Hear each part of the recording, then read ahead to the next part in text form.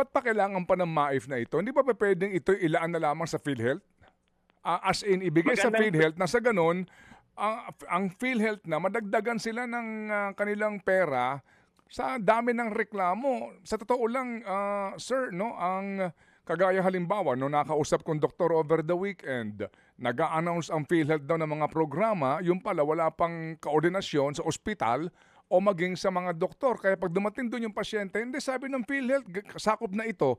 Pero hindi daw alam ng ospital, announce ng announce. And then, kagaya po ng isa kong kakilalang pasyente, hindi pa nakakaabot ng 24 hours yung confinement niya, kaya hindi daw sakop ng PhilHealth.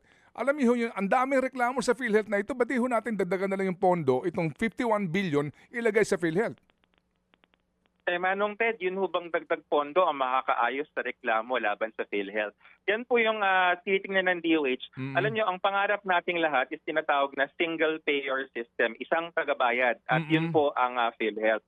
Ngunit alam po natin na depende rin kasi yan sa pamamalakad ng PhilHealth. Mabuti na lamang po sa ngayon ay nagkaroon na ng kaayusan under Dr. Edwin Mercado. Bumilis ang turnaround time, bumaba na to less than 20 days na babayaran sila.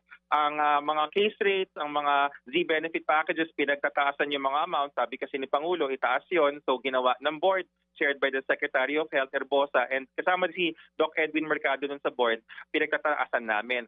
Pero, Manong Ted, it takes time kasi to do this. Saka, ang napansin namin sa bansang Singapore, halimbawa, kapag ang health insurance company or health insurance agency ng gobyerno ay may kakompetisyon, nagkakaroon sila ng motivation na pagandahin ang kanilang serbisyo, pagandahin ang benepisyo. Kasi pag alam nila na sila lang ang maaasahan, nagkakaroon ng tamaran. Alam natin kung gaano katagal bago tinaas yung case rate.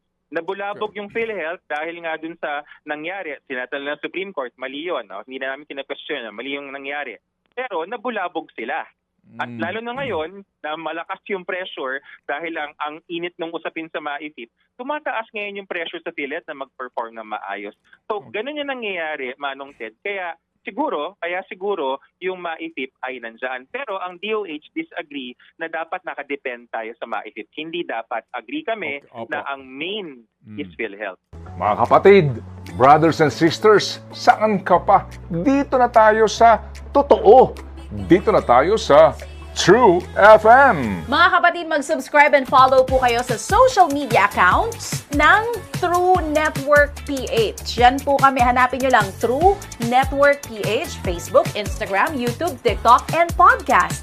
Mapa Apple or Spotify man yan, mahahanap nyo kami. Lahat ng mga napapanood at napapakinggan nyo po sa programa, nasa social media accounts namin yan. So, paano mga kapatid? See you sa social media!